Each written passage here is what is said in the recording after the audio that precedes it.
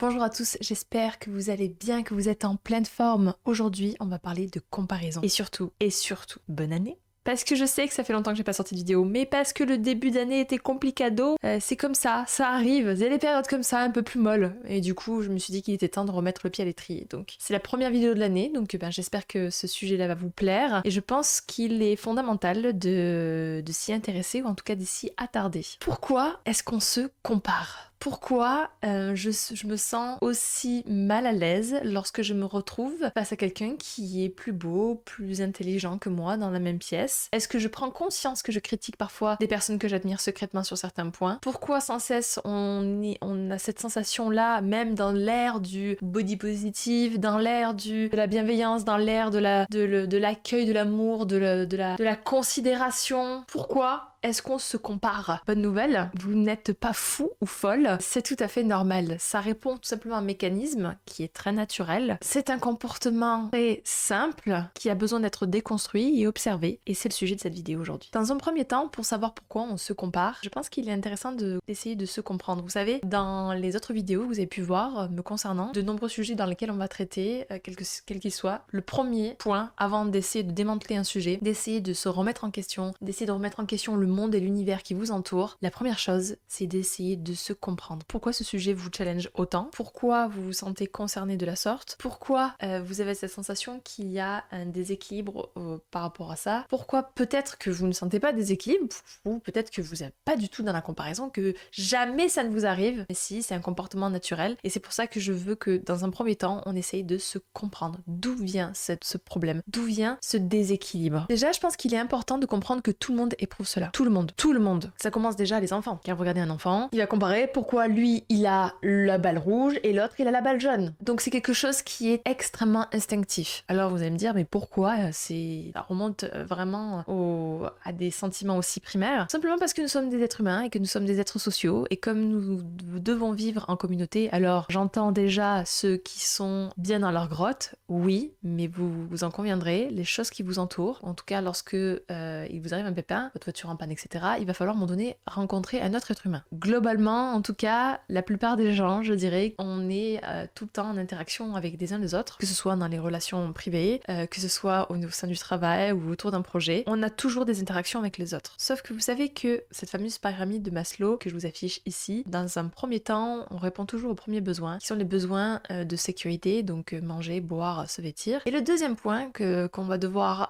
intégrer pour se sentir bien et heureux, puisque la pyramide de Maslow, c'est ça en fait, c'est l'échelle de bonheur en quelque sorte, c'est le sentiment d'appartenance, se sentir intégré à un groupe, se sentir exister auprès d'un autre individu, considéré auprès d'un autre individu. Parce que dans la partie la plus primaire, primitive en soi de votre existence, et ça se joue au niveau de l'inconscient, si vous n'appartenez pas au groupe, vous mourrez. Si vous ne répondez pas aux attentes du groupe, vous serez rejeté, donc vous mourrez. Vous comprenez? On peut pas lutter contre ça, c'est pour ça qu'il y a des modes, malgré que on soulève ces phénomènes de mode, on soulève ces tendances, etc. Oui, mais rien que déjà d'être dans ce comportement-là, vous correspondez à un groupe, à une association d'idées, à des idéologies, à des gens qui se retrouvent autour d'un même combat ou d'une même façon de penser. On a besoin d'appartenir au groupe. Et quelle est la meilleure façon de savoir si on appartient au groupe? C'est de se comparer. Savoir, est-ce que je m'habille de la même façon que ce groupe? Est-ce que je m'exprime et je communique de la même façon que de ce groupe? Est-ce que j'ai des comportements de ce groupe? Ça se joue au niveau de l'inconscient. Et on va vouloir intégrer un groupe, on va vouloir absorber des comportements, des façons de penser, des façons d'agir, des façons de s'incarner sur Terre qui correspondent à ce groupe. Donc déjà, comprendre que c'est quelque chose de normal et que c'est quelque chose de collectif et que c'est quelque chose de, je le redis,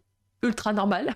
On comprend que du coup, se comparer, en fait, c'est quelque chose de très instinctif. Dire arrêtons de nous comparer les uns les autres, en fait, c'est pas vraiment la solution. C'est plutôt essayer de comprendre pourquoi on agit comme ça, sur quoi ça s'appuie, qu'est-ce que ça veut dire, et qu'est-ce qu'il va falloir du coup nourrir pour apaiser ce besoin de se comparer. Et je dis bien un besoin parce que c'est un besoin. C'est un besoin qu'on a de se comparer des uns des autres. Comme au même titre qu'on a besoin de boire, on a besoin de se nourrir, on a besoin de s'instruire, on a besoin de tout ce que vous voulez, de discuter avec d'autres êtres humains. c'est un besoin. Alors, certaines personnes ont des besoins beaucoup plus importants que les autres, mais ce qui est intéressant dans le cadre de ce besoin-là, c'est que ça révèle un manque quelque part. Quand vous avez soif, c'est que vous avez besoin d'eau. Quand vous avez faim, c'est que vous avez besoin de nourriture. Quand vous avez besoin de discuter avec quelqu'un, c'est que vous avez besoin d'interaction sociale, d'attention. Quand on se compare, quand on a besoin de se comparer, c'est qu'on a un besoin quelque part. Et c'est là où on va essayer de comprendre chez nous individuellement qu'est-ce que ça révèle. Comme j'ai dit en début de cette vidéo, lorsque on est confronté à meilleur, quelle que soit la situation, ça a tendance à nous faire vaciller. On se dit, mon Dieu, je suis en danger. Danger de survie dans ce groupe. Danger de survie s'il y a un enjeu au niveau d'un projet, ou au niveau d'un emploi, au niveau d'un couple, au niveau d'une amitié. Je vacille parce que mon sentiment d'unicité tombe parce qu'il y a quelqu'un de meilleur que moi. Donc potentiellement, il peut prendre la place que j'ai ou que je convoite. On se sent mal. On a peur d'être rejeté, on a peur de ne pas survivre. Donc dans un premier temps, ce qui est intéressant de savoir, c'est dans quelle situation, pour nous, ça s'active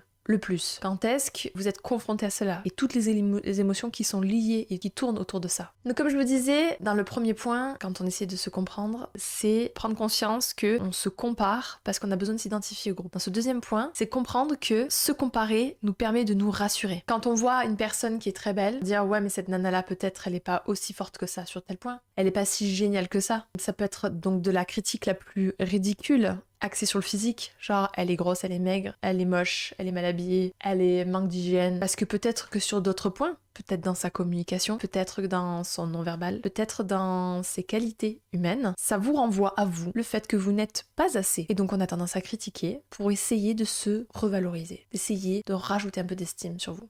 Donc c'est hyper intéressant parce que lorsque vous rencontrez d'autres personnes, vous voyez qu'ils ont les mots durs, qui ont tendance à critiquer facilement les autres, vous avez juste en face de vous la démonstration de quelqu'un qui n'est pas à l'aise avec elle-même ou qui se sent vaciller par rapport à cette personne. On peut très bien critiquer dans le cadre du travail, dire ok bon ça n'a pas été assez efficace, ça reste sur un cas pratique, c'est-à-dire le travail, la mission n'a pas été accomplie, cette personne elle abuse parce qu'elle avait un temps imparti et qu'elle avait largement les capacités pour l'atteindre, elle l'a pas fait chier. Mais c'est une critique qui reste constructive par rapport au travail, d'accord? Là je parle de la critique du t'as vu cette personne, à quel point elle est nulle, vous prenez un aspect, vous jugez cette personne peut-être avec son trait de caractère le plus nul, peut-être son apparence physique qui est peut-être le plus à son désavantage, vous en faites un espèce de sachet plastique et vous enroulez la personne dedans et du coup elle se transforme en globalement elle est grosse et moche par exemple. Elle est grosse, elle est moche. Peut-être que cette nana est en surpoids, peut-être qu'elle est pas du tout moche, mais du coup le fait qu'elle soit grosse et que jusqu'ici, en tout cas, j'ai l'impression que l'humanité a un peu du mal avec la grosseur, là du coup, elle est juste que grosse et moche. Et c'est vous qui êtes en train de faire un travail de critique. C'est pas du tout constructif, c'est pas du tout une analyse sur son travail, d'attaquer directement la personne. Pourquoi vous faites ça? Pourquoi vous ressentez le besoin de rabaisser ces gens-là? Pourquoi? Elle vous a rien fait. Elle a très probablement plein de qualités que vous ne regardez même pas parce que vous n'êtes pas capable de creuser la chose. Elle est peut-être tout aussi grosse et moche que fabuleuse et incroyablement compétente dans d'autres domaines. Pourquoi vous faites ça?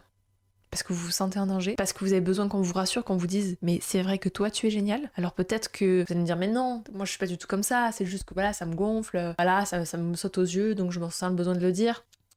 Ne tombez pas dans ce leurre-là, c'est vraiment de vous observer. Parce que ce genre d'information-là, en fait, elle n'aide absolument personne. Ni une meilleure construction d'une société, ni de meilleures personnes, ni l'esprit collectif de vouloir être solidaire et avancer ensemble. Donc, quelle est ton intention lorsque tu critiques quelqu'un, objectivement? Si ce n'est que toi, te valoriser insidieusement, pour qu'on te remarque à quel point toi, tu sais faire. Toi, tu es compétente, toi, tu es belle, toi, tu sais prendre soin de toi. Mais au même titre que cette personne-là, vous la critiquez sur un aspect de sa vie, vous aussi, vous pouvez être très bien critiquable. Mais est-ce que ça fait grandir l'humanité? Est-ce que ça fait grandir la société que d'avoir cet état d'esprit-là? Objectivement, non. L'idée là, c'est pas de vous culpabiliser du fait de critiquer les autres, loin de là. C'est juste ramener l'humilité là où elle doit être placée et vous remettre en question sur vos intentions lorsque vous vous comparez aux autres, que vous vous critiquez ou que vous rabaissez les autres. Ça peut être aussi de la critique simple, ça peut être simplement de la comparaison simple, ça peut être de la comparaison simple aussi, genre oh mon dieu, elle est incroyable, parce que ça aussi ça peut être dans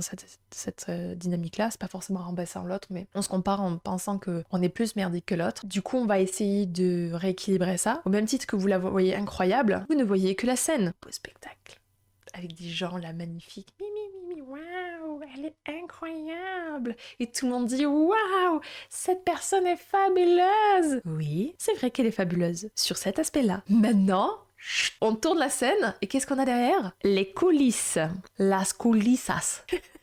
Cette dimension-là, elle est hyper importante parce que au même titre que ceux qui ont tendance à rabaisser et à voir que du négatif alors qu'il y a sûrement plein de belles qualités derrière, au même degré, quelqu'un que vous aurez tendance à voir comme incroyable doit bien avoir des dimensions horribles. Détestables de l'autre côté. Pourquoi? Et ça on en vient au troisième point. Parce que nous sommes tout simplement des êtres humains et que nous avons tous les traits de caractère en nous, c'est-à-dire qu'au même titre que vous êtes génial, vous êtes pénible. Au même titre que vous êtes égoïste, vous êtes généreux. Alors, vous me direz, on n'est pas tous comme les Sims là, on n'est pas tous calibrés de la même façon, et c'est vrai, mais c'est juste que lorsque vous admirez quelque chose chez quelqu'un, c'est que très probablement vous l'avez en vous. Et que vous valorisez ça, hein. C'est-à-dire en mode, elle est incroyable parce qu'elle est aventurière et machin, etc. C'est que vous l'avez en vous. Vous l'avez peut-être pas assez déterré, mais vous l'avez vraiment en vous. On admire chez les autres ce qu'on a chez nous, qui demande juste à être exploré. Et pour les personnes que vous avez tendance à rabaisser, elles expriment quelque chose que vous souhaiteriez secrètement exprimer. Par exemple, j'ai quelqu'un dans mon entourage qui a tendance à beaucoup rabaisser c'est une femme, à rabaisser beaucoup les femmes qui sont très sexy, très féminines. Et en fait, un jour, il s'est passé une situation où cette personne, elle a été très rabaissante envers une femme parce qu'elle mettait des décolletés, des mini-jupes et des talons pour aller au travail. Que grand bien lui fasse, elle est majeure, vaccinée, et elle fait ce qu'elle veut de son corps et de comment elle s'habille. Si ça lui permet de se sentir bien et belle et sexy, pourquoi pas, pour avoir de l'énergie et du pouvoir, c'est très bien. Donc elle rabaissait ça en disant que c'était complètement abject et que ça ne se faisait pas, blablabla. Et c'était quelqu'un qui avait beaucoup de mal à exprimer sa féminité, qui se sent mal dans sa féminité, qui trouve ça sale d'être sexy, qui trouve ça sale d'être très féminine, etc. Et donc du coup, je lui ai dit juste, ce n'est pas parce que vous avez un problème avec votre propre féminité que la féminité des autres femmes est un problème. Donc bien sûr, elle est restée très mal à l'aise suite à mon commentaire, mais c'est important de notifier ça. Lorsque vous voyez un trait de caractère qui vous vraiment débecte, l'égoïsme par exemple, souvent les gens qui disent oh, cette personne est trop égoïste, ça me saoule, sont souvent des gens qui ont des excès de générosité et qui du coup ne se respectent pas sur l'égoïsme. L'égoïsme est sain dans une certaine proportion, comme la générosité est saine dans une certaine proportion. Vous allez me dire oui, mais lorsqu'on parle de traits de caractère, genre de la méchanceté, là on parle pas de méchanceté, d'accord? Quoique même si par exemple on peut observer par exemple un caractère de quelqu'un qui est méchant, je parle pas dans l'agressivité et dans les choses graves, hein. Je parle par exemple juste qui a un comportement un peu abject, voilà, qui est dédaigneux, etc. Bah cette personne a peut-être de la franchise, peut-être qu'elle n'a pas peur de se confronter aux autres, peut-être qu'elle a une forme d'arrogance, peut-être qu'elle a une forme de lâcher prise, peut-être qu'elle a une forme aussi de prise de parole, d'affirmation d'elle-même qui vous challenge parce que vous ne l'autorisez pas à le vivre. Vous voyez ce que je veux dire au niveau de la subtilité? C'est pas forcément, ça peut être vraiment un comportement qui vous déprime, par exemple la vulgarité, peut-être un comportement qui ne vous plaît pas, mais dans le fait d'être vulgaire, c'est oser lâcher des choses que vous n'oseriez pas lâcher et qui peut-être, au fond de vous, a besoin juste d'être libéré. Vous voyez? Je parle bien sûr de traits de caractère qui vous créent une réaction épidermique. C'est pas juste des comportements que vous aimez pas trop, mais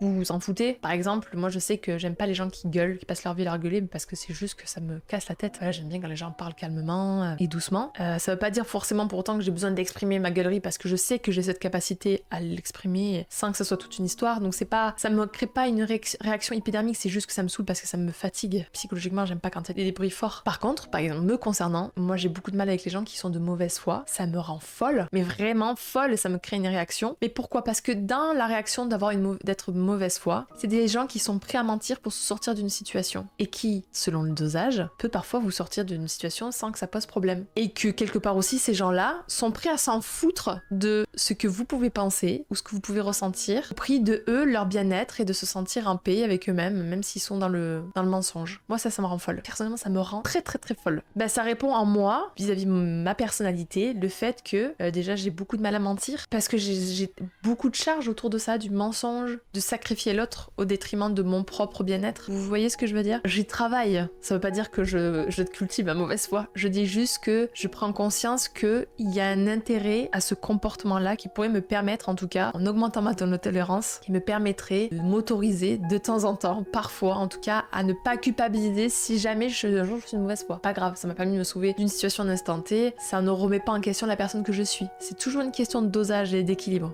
Vous voyez ce que je veux dire? Donc, sur ce troisième point, comme je disais, on a tous les traits de caractère. L'idée, c'est d'éviter de se polariser lorsqu'on admire, lorsqu'on rabaisse les gens. Comprenez que c'est des super indicateurs pour vous pour savoir à quel moment vous êtes dans le vrai, à quel moment vous êtes un peu déstabilisé émotionnellement. Et donc qu'est-ce qu'il y a à travailler? Et c'est là que c'est beau. C'est là où il y a de matière à progresser encore plus élevé. Du coup, qu'est-ce qu'on en fait tout ça? Maintenant qu'on a compris qu'est-ce que ça crée, bah bon, déjà on sait que c'est des pistes d'amélioration et surtout que il est temps que vous cultivez votre singularité, votre propre identité. C'est bien d'adhérer au groupe parce que vous pouvez pas lutter contre ça. Mais par contre, c'est toujours une question d'équilibre. On fait pas tout comme les autres, on fait un peu comme les autres et on essaye aussi un peu de briller et de se faire ressortir tout ça. Notre personnalité, notre individualité, nos goûts, nos tendances, notre façon d'agir et de se comporter. C'est à vous de prendre ce chemin-là et c'est à vous de cultiver votre singularité. J'espère que cette vidéo vous aura plu, qui vous aura donné des indicateurs en tout cas de comment mieux s'appréhender, se comporter. Il se peut que dans les mois qui arrivent, en plus de Twitch, où Twitch sera un lieu dans lequel il y aura plus des échanges autour de débats, autour de sujets pour progresser ensemble. YouTube sera ma plateforme sur laquelle vous trouverez des sujets un peu lancés et démarrés. Il se peut que je lance mon Patreon dans les